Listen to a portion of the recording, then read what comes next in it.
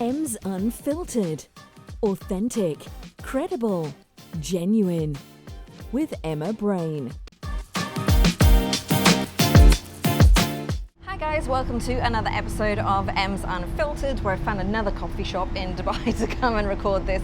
And with me today is the lovely Chelsea McCall. How are you doing, Chelsea? Hey, I'm good, thank you. How are you? So I'm good.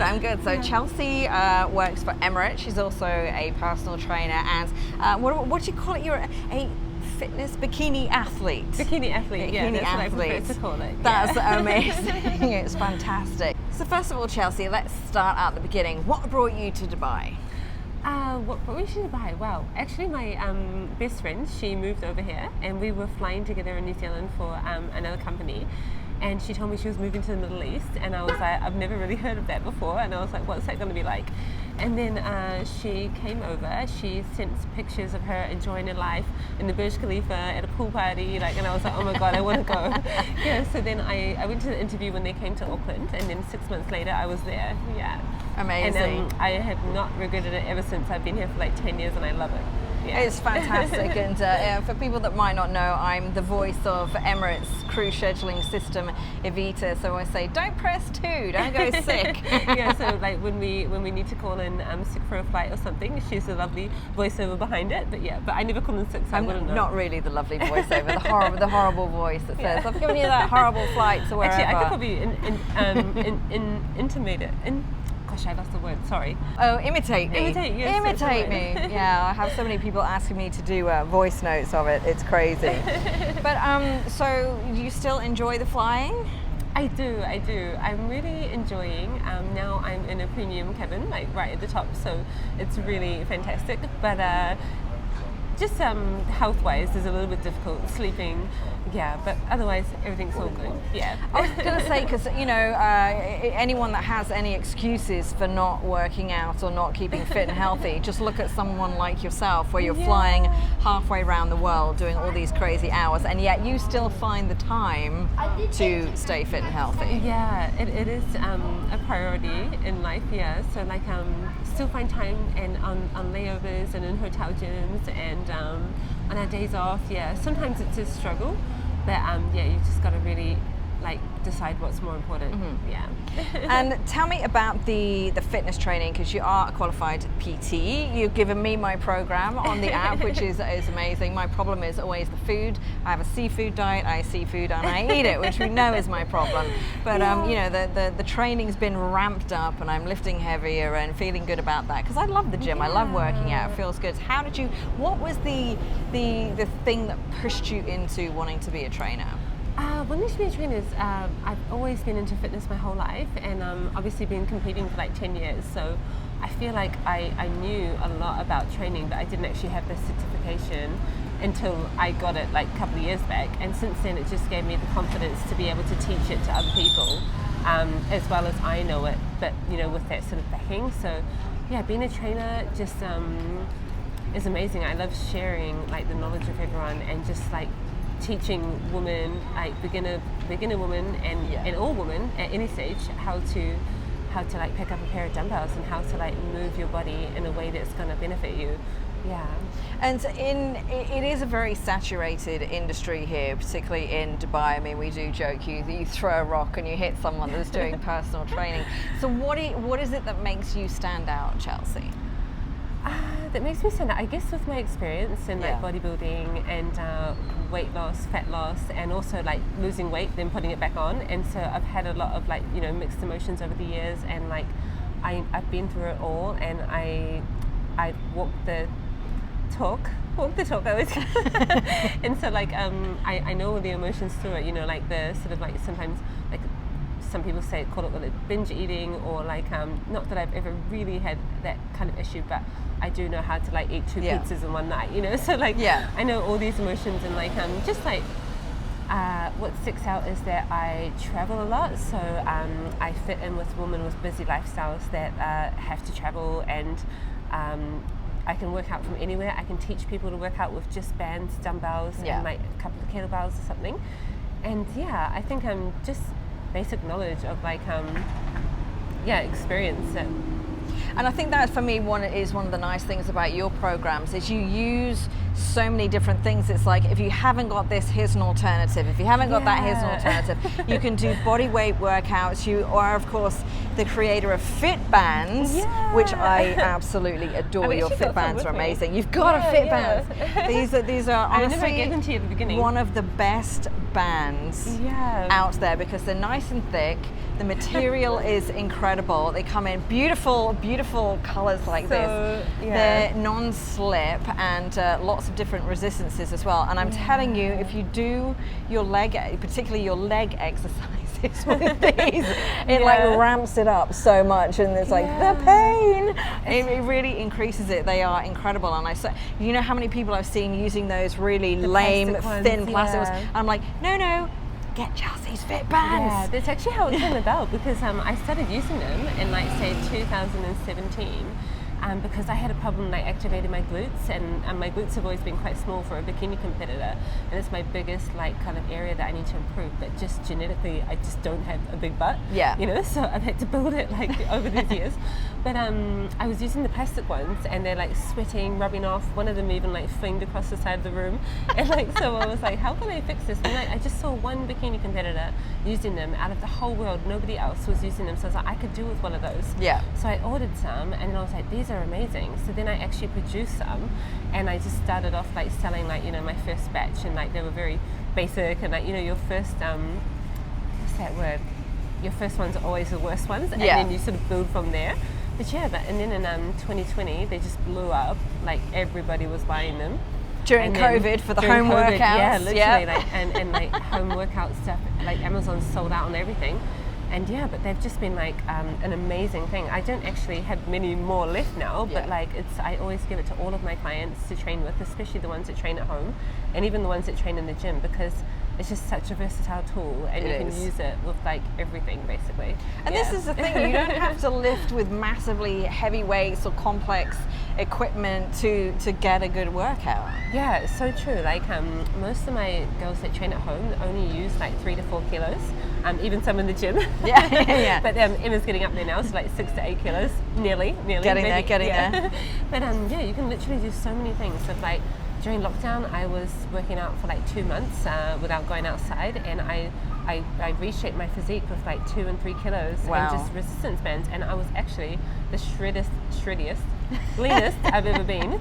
And but then it just, I lost a little bit of muscle, but I toned my body up so well that like I kind of like missed that physique, you know. So like you can literally change your physique with the small dumbbells, resistance bands, and body weights. And I don't care how many people say you have to lift super heavy, like you actually don't. Like, of course, when you get a bit more advanced, you need to challenge yourself more, and it depends on your goals. If you want to have huge thighs and glutes and like, you know, but if you just want to tone physique, lose some weight, like home workouts and light weights are absolutely fine.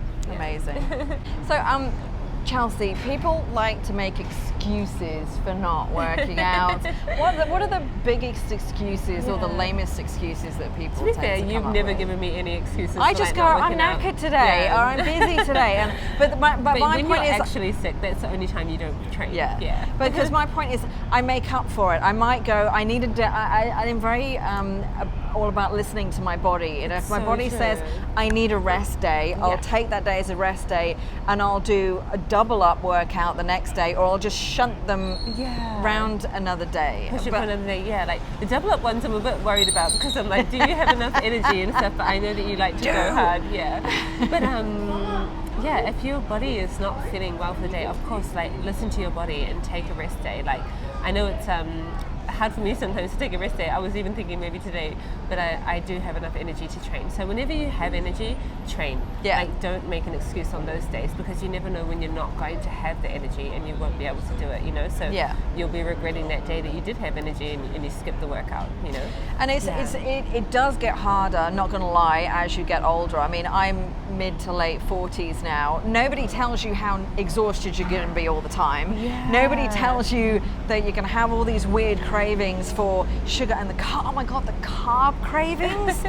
You just want to eat pasta and potato like it's going out of fashion. It's not even funny, and it doesn't help. And no one tells you that your metabolism, literally, I say my metabolism is like a sloth sliding past on a glacier. That's how hard it is. Nobody tells you about this stuff, and this is why I think it's important for, as much as I love male trainers, they just cannot understand what a woman goes through. They can't. It's not possible. It's so true. Like, they don't have like the actual the experience of having it. But to be fair, I do have a male coach myself, and he knows a lot about hormones, because he's had so much experience. He's literally had hundreds of female clients that go through bodybuilding and all this stuff. So that's another story. But like, just to sort of like, I don't want to be like, what is it, sexist? Yeah. It's just like, they don't, like, sometimes even your own boyfriend will not understand how you're feeling during your period, and it's unexplainable, and only us women know. And everybody also has different symptoms, different feelings. So, I might have a client that literally can't move on the day before the period, but like maybe I can move a little bit, but I can't compare myself to that person. And then there's other things like PCOS and all those things that just makes it difficult for us. It is, but like, I think if you get into the habit of working out and leading a healthy or a healthier lifestyle, because of the way it makes you feel and because of the changes you see in your body, it's the motivation to keep it up. Exactly, yeah. Like, once you start and you start seeing results and you feel fitter, you feel healthier, and like just move, like general, like taking in the groceries, like you feel stronger, like, so it's really good just to from going from sedentary to doing nothing to just walking and just doing maybe 3 days a week, 4 days a week. But if you don't do anything now, it's just going to get worse as you go on. And like when you age, you're literally like, it sounds really mortifying, it's like you're kind of like deteriorating. It is, absolutely. So your muscle is like deteriorating. So if you don't maintain it or build it, you're going to lose it, and it's literally true. So like, that's why, like, when you see these little old ladies, when they get older, they shrink because like they haven't maintained their muscle, and that's just how it is. And I will say flexibility is super important. I'm not going to lie, flexibility is one of the hardest things, but it's important to keep going. And the point is, it's never too late to start. I mean, there's this amazing, I always forget her name, she's literally the world's oldest female bodybuilder. She started working out seriously in her 50s. She's now a personal trainer, and she wins competitions at 86. Yeah, wow, that's amazing. She's amazing. I've seen the picture. There's her and there's the lady in the wheelchair, and they're both the same age, and it's like, which one would you choose? Yeah. But it's so true, and exercise will make you younger. Yeah. Like, it will, like, not physically like bring back the years, but it will like it'll give you a younger, like, physical body age, and so like you can deal with like everything much better if you have a fitter body, and not necessarily how you look, but just how your insides are, like how your bone mass is, how your muscle mass is, how your organs work, the fat away from your organs and things like that. It's like a better way to think about it as you get older, rather than how your body looks on the outside. Yeah, absolutely. And I want to talk about the competing that you do, because I see your images on Instagram, and it's phenomenal. So how did you get into that? Well, to be honest, I got it from my mother as well, because she's also a bodybuilder. So I grew up around watching her have competitors come into our house. Yeah. She's checking their body fat, like guys in their undies, and like, and then I even had some girls my age that I even went to school with coming in, and I was looking at them thinking like, oh my god, like I feel a little bit like jealous, like I want to do that, but I was like, but I can't possibly stop binge drinking and eating cheese toasties, and like, I used to eat like a Kit Kat every day at work, so but then I came to Dubai, and obviously I was away from my mother, so she sent me a program, and I had a small gym out in the desert with my apartment that I got from my company accommodation, and I spent all of my free time in there, and I can literally just like after work went there to the gym and like found my little like harmony there. And then my physique started changing, and I actually literally only was working out my upper body, so I was just doing bicep curls, and like, so that's why you might see. You forgot leg day, Chelsea. I forgot leg day for like 3 years, but like I was like very top heavy, so I think that's why it's kind of taken me all this time to balance out my body. But it was amazing, and then I just saw my physique change, and then I was like, I really like this, and then I was turning 30, and I I think my mum may have suggested it, like if I should compete soon, and I was like, oh, you know, like I'm not sure. But then I'd lost a lot of weight and my body had changed a bit, so I was like, you know what, I think I can do it. Okay. And she said, all you have to do is commit to like 12 weeks of not eating any like shit, like, you know. So I was like, yeah, but like so then I did it, and I got on the stage and I had to do like a funny little dance. Like a physique dance like this, and like to music, and it was really like really daunting because I'm so what's that word, like introverted. Yeah, introverted. So for me to dance on stage was like the worst thing ever. But it actually turned out really good, and I won the competition. So amazing. Yeah, and then you know, my family was so proud, and like it was just really cool, and everybody was sending me comments like, wow, I can't believe you did that.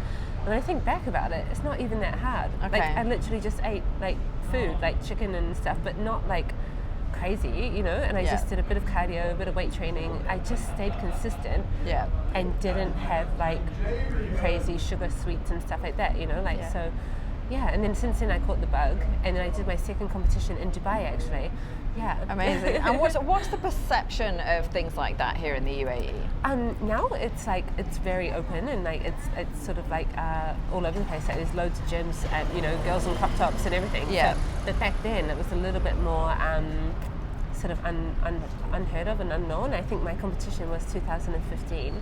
And it was like the second time that girls were allowed on stage in bikinis. Wow. Yeah, but nobody really seemed to have a problem with it, and like the crowd loved it, and like And what's the perception about a female with muscle? Because a lot of people kind of go, it's a bit like definitely like these days, like people think it's like awesome, but you do get the odd like guy who says, oh, don't get too big, and like you just kind of laugh to yourself and you're like, well, like, okay, thanks, but I won't. But like, you know, like, but usually like when people say things like that, it's just a reflection of themselves. Like maybe that guy's never trained, or he has smaller biceps than you, and he's kind of like feeling a bit intimidated. I get it. Like some men, they prefer a woman to be like, you know, feminine and maybe making sandwiches in the kitchen, but like but it's about how you feel. It's not about somebody else, is it? It's about how you feel. And exactly. So, you know, and we have the Dubai Muscle Show here now, which goes down well, and a few years ago I interviewed Ronnie Coleman, who's amazing. He's won the Arnold Classic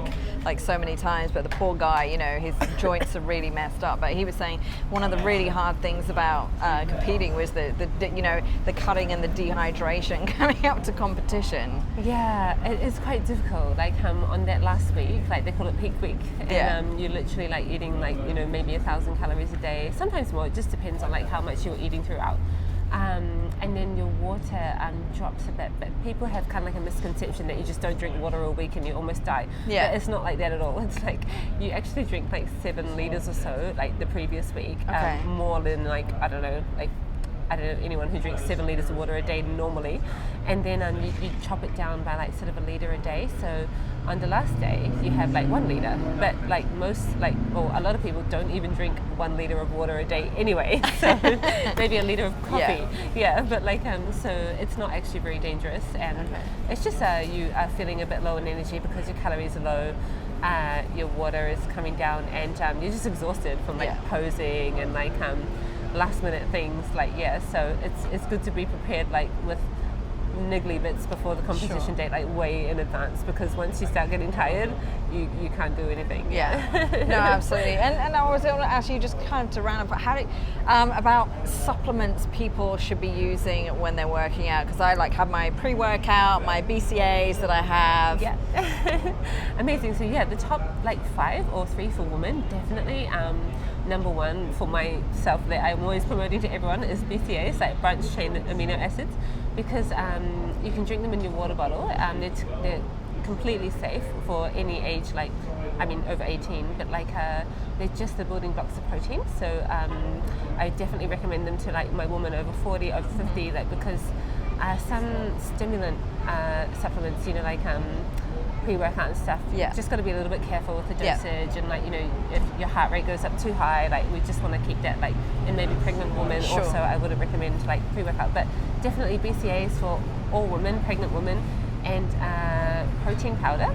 I'm a huge fan of vegan protein powder. I think you're using it too as well, right? I am. Yeah. So it's just it's not that I'm a vegan, like I eat a lot of meat, sorry, but like I just prefer it in your stomach. It's better to digest, and you don't get that bloated feeling.